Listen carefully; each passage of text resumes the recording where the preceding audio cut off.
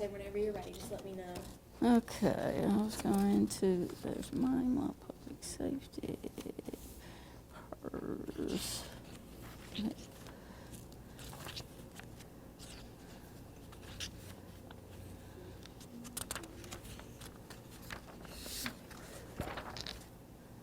Okay, I think. Alrighty. Let's see. We can go ahead and get started. If you could start off by saying and spelling your name for me, please. Louise, Louise, Smith, Smith. Alright.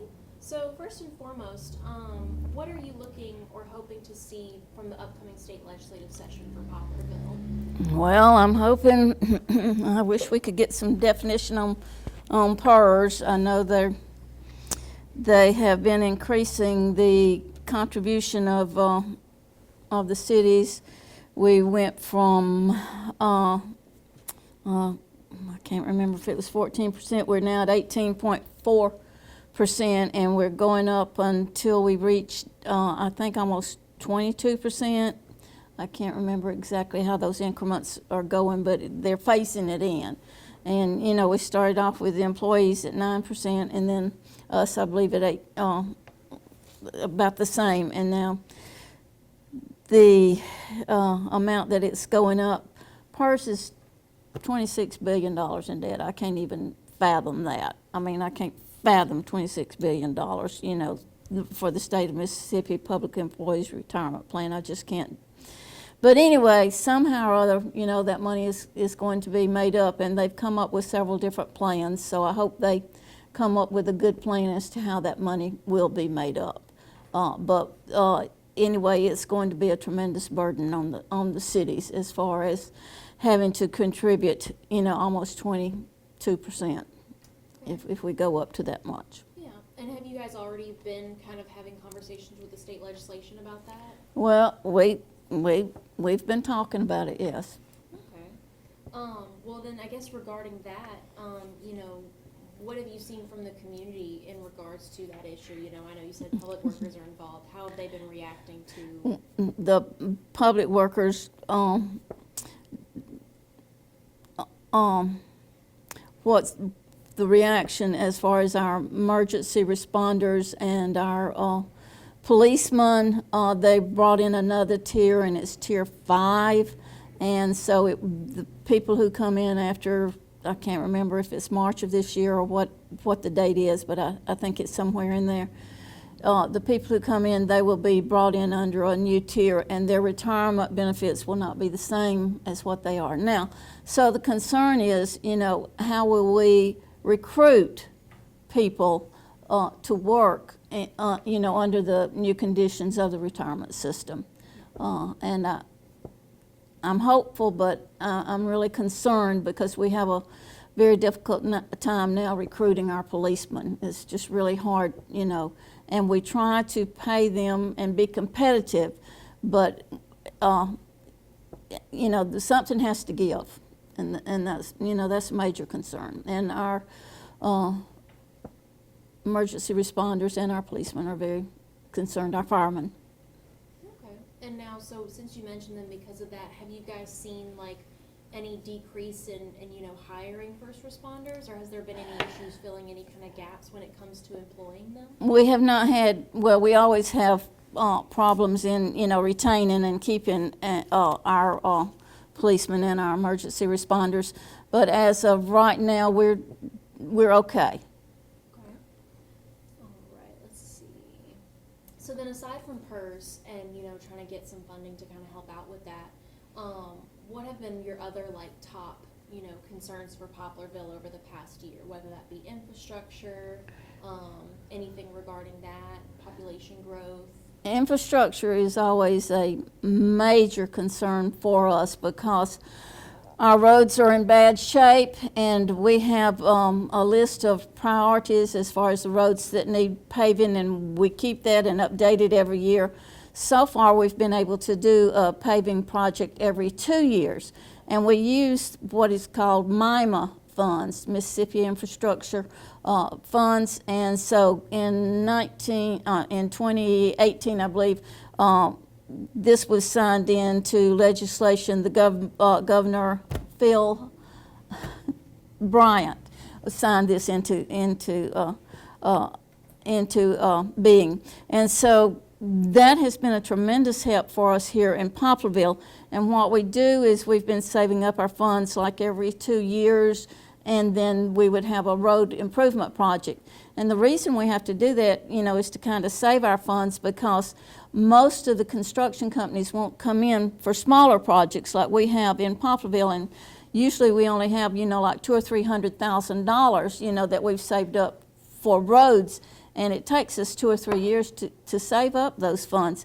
And so now the city clerk tells me that at one of her last meetings that they said, you know, if we don't spend our MIMA funds every year, then we're at a place where we may not receive the same amount the next year, because we hadn't used, and you know, we've been putting those aside, you know, trying to save them up for 2 or 3 years. And because of the way the construction companies work, and again, you know, that's they want the larger projects, and we don't have the larger projects.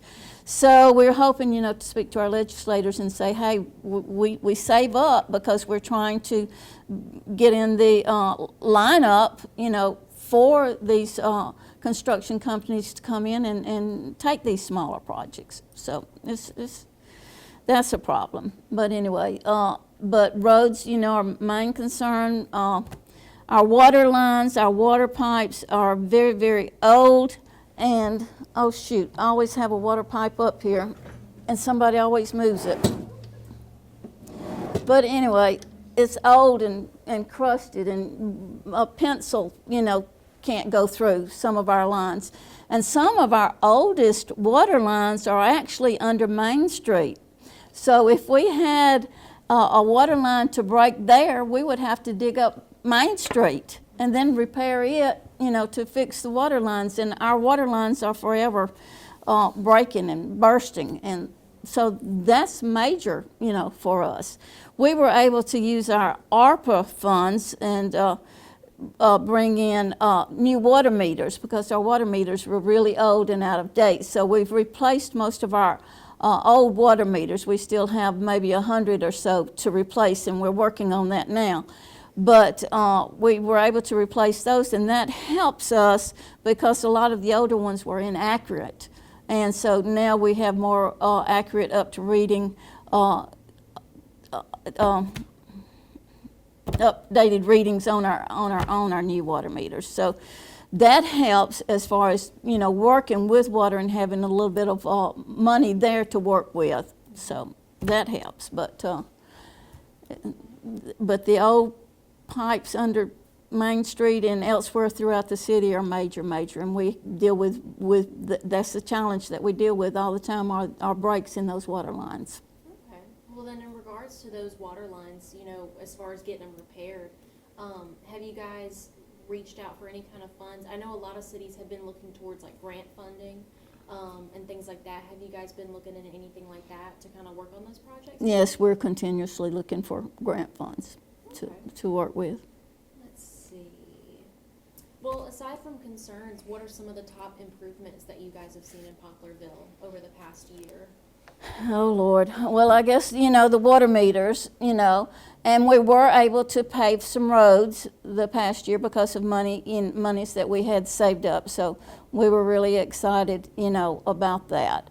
And we've received some grant funds, you know, to make some improvements. We have a grant fund out right now. We've just received $100,000 from the Lower Pearl River Valley Foundation to make improvements at the facilities at our public park, the Poplarville Park. And so we'll be able to upgrade the gazebo and the pavilions, and we needed more picnic benches, and we needed some remodeling done in our restroom and things like that. So we're really excited like that. We have a real problem with our walking track, though, because it was built years ago by our supervisors, and the trees that were planted close by, the roots grew up and upended the walking track, and it's asphalt, and so we have some major repairs that need to be done there. So we've also completed a grant, and hopefully, we'll be able to get some grant funds to repair the walking track, but we haven't heard on that yet, so. Okay, gotcha. So a lot of it as of right now is, so you've got water, your like traffic infrastructure, the roads, and then like recreation stuff is kind of your top three right now? Right, so. I know a lot of counties within like the lower Mississippi area have seen a lot of population growth recently in the past couple of years. Has Poplarville been seeing any kind of significant growth over that time period? We've had some good growth, yes, we have. Okay. Have you guys had to like do anything to kind of grow with the population, building any kind of new houses, doing anything with the school systems? Well, we're very fortunate we have a great school system, and that is an attraction for Poplarville. We have problems with Section 8 housing, and we have a lot of units there that are outdated. And we've been talking with the federal government on that, and so we're hoping, that we'll get some help there. But there is a long line out there for Section 8 housing, and we actually have some properties where the people are no longer able to live in a lot of the units, and so that is not a good thing, but we're hoping, to get some help there. Okay. And how many Section 8 housing areas do you guys currently have in Poplarville? Oh, I don't know. I think we have 3 major areas. Okay. And one section is in really good shape and the other 2 are not. Gotcha. Okay. Well, so over, all the concerns that we've talked about already, aside from, funding and resources, what do you think is the top thing that you're looking for from the state legislative session? How can the state help you guys get to where you need to be or get what you need for these projects? Well, mainly funding, and please don't put the restrictions on the MIMA funds out there. I mean, we really need those. We really need to, with what we get, we really need to save those for a couple of years, to get in major projects. Not only, do we have the potholes and things like that in our roads, we also have what are called sewer trench failures, and that's a real safety hazard. And that's where the pavement on top of sewer pipes, it has caved in, and they have to be repaired, and that is a major safety hazard. And so, we need those funds to repair things like that. And, safety is one of the major responsibilities of our government. So. Okay. Well, to kind of bounce off of going from the state legislative to like more community-based, is there anything specific that the community of Poplarville has been asking for over the past year that you might have noticed or anything like that? Well, the community of Poplarville, we're very lucky in that we have a Main Street program, and they have become very active. We have a Chamber of Commerce, they're very active. And we have a nonprofit called Poplarville Pretty, and they're really working with our downtown area to make it more appealing to tourists and things like that. So we're very fortunate in that we do have some good civic organizations that are very interested in keeping the city upgraded and attractive to tourists. One of the blighted areas that we have and we've worked on forever, it's kind of like the post office, is the railroad underpass, and we cannot make contact with the railroad right now and I've been trying for 4 years to make contact with them to ask them, if they will allow us just to clean up the underpass, paint it, and cut back some of the overgrown foliage and stuff that's there. So we keep working. If you guys were to get in contact with the state about the railroad, would they be able to do anything about that, do you know? No. Or is it just to get with the railroad themselves? Mm-hmm. Okay, gotcha. Well, the Department of Transportation, I am going to talk to them to see if they can help. I don't know, but so far I have not talked with the Mississippi Department of Transportation. But the Norfolk Southern Railroad is actually not part of the state infrastructure. It's an infrastructure unto itself. So. Right. Okay. Well, to kind of jump from more of the infrastructure tied to taxes, Have you guys, does Poplarville have the internet sales tax implemented in the city? Well, yeah, we do. We have, but that again, that comes through the state. And that comes through, that's part of the, I believe it's part of the MIMA funding. We're having some problems now, and I don't know if it's growth problems or exactly what it is, but we're having a lot of problems. People are not satisfied with their internet providers, and we're trying to work on that. When broadband, and this was the federal government, when they determined that internet needed to be all throughout the country, especially in the rural areas and so forth, then we had a lot of providers who came through Poplarville, and so they have put down their fiber and everything, but there seems to be some growing pains in that people are not getting the services that were expected. So we're hoping that will get better. And then a lot of our seniors, senior population truly don't understand, about all the different providers and that they can move from one company, to another and maybe get better service. So we're hoping, that's just part of an education process, and that will come and that will help. But anyway, in working through broadband, there were some tests that actually the residents could go through and then send their reports directly to the state for them to look at to see if the providers were doing what they said they were doing.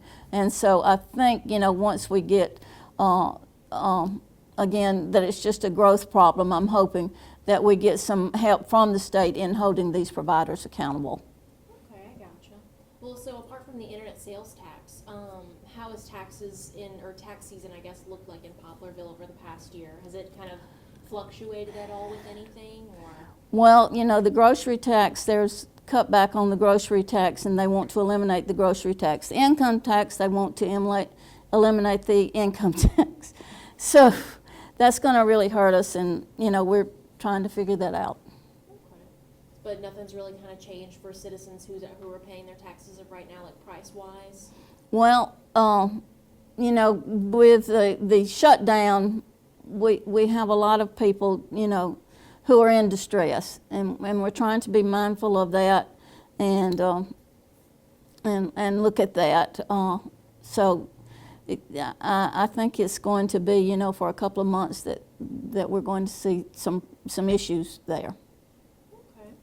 Well, as of right now, is there anything that I haven't asked you that you think is important to address for the city? Well, I think it's not just Poplarville. I think it's throughout the state of Mississippi that we have mental health needs that have never been adequately addressed. Okay. And how would you say that the state needs to go about addressing those, or how can they help? We need to find funding for more funding for mental health needs. Okay. Have you guys seen like an increased need? Like, I know you said statewide, but Poplarville specifically, has there been like a larger need for that in the recent times? We have several needs as far as mental health needs. Okay, gotcha. Let's see. Well, so far, is there anything that y'all would want to ask that I haven't asked yet? Do you have any idea on where that funding should come from for the mental health needs? I'm sorry, I do not. And that's a problem with everything. Where does the funding come from? I got you. I was figuring. It just needs to be a priority in the funding chain. Yes, ma'am. And I don't think it is. I agree. So you say the state overall should have some funding dedicated towards helping, like, with mental health across the state? Yes. Okay. And it gets to be an issue in rural areas, because then, if you have clinics or whatever, then finding the staff to serve those people Right. is an issue too. So. Okay. Let's see. I think I honestly went through my list of questions. No real concerns. Let's see. Is there anything else, maybe from the community standpoint that the community could do to, how do I word it? Like, push for the state to give you funding for these projects? Say maybe like calling representatives or voicing their opinions online. Is there anything like that the community? Well, civic engagement is always important, and we're very fortunate. We have some really good legislators, and they are responsive to the population, and through civic engagements and the various clubs and things, our people do pick up the phone and talk to their legislatures, and I think that's very, very important, that we do engage with them and that they do know our needs. Oh, absolutely. Okay. Let's see. We're at about 20 minutes. Okay, I know I've already asked you about kind of like the top 3 or 4, but if you just had to go off in a list, what would you say are the top 5 things that you hope to see from this legislative session this year? Well, you know, PERS, we've got to come up, and I know there's some people in Mississippi who, you know, could find the answer. You know, I believe there's an answer there that we can bring people together to talk about. I know there's been several different proposals out there. The other thing, of course, is infrastructure is a tremendous need, and mental health is a need. Our schools, there's always a need, you know, to fully fund education. That's a need. Safety, recruiting our policemen, our firefighters is tremendous, always. Okay. So I guess my last question would kind of be, I know you said that your school system is something that Poplarville has to boast about. You have a really good school system. I'm a retired educator. Okay, gotcha. 30 years in Poplarville. Oh, wow. Okay. Well, would you say in the recent years, have you guys seen any kind of struggle to either, I mean, probably obviously fund the schools, but also maybe like finding teachers? Has that ever been a struggle with Poplarville? I think that, you know, finding good teachers is always a struggle. And but we've always been pretty lucky here, but we're always looking, you know, for good teachers. Okay. Well, I think that's about all I had for you. If there's anything else you think that's worth mentioning that you haven't already mentioned and I haven't already asked? I can't, you know. Probably about everything.